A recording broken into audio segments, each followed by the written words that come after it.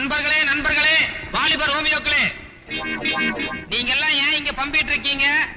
எதுக்காக இந்த இடத்துல மட்டும் அக்கறையோட படிக்கிறீங்க?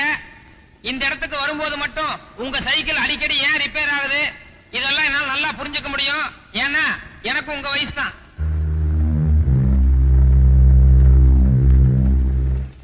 எங்க வீட்டுல எது இருக்கோ இல்லையோ, மான மரியாதை ஒண்ணு மட்டும் கொஞ்சமா இருக்குன்னு நினைக்கிறேன். அதை கெடுத்த பாவம் உங்களுக்கு வேண்டாம்.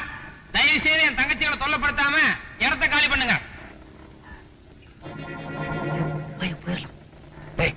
இந்த மாதிரி நான் எத்தனை பேரை பார்த்திருக்கேன்.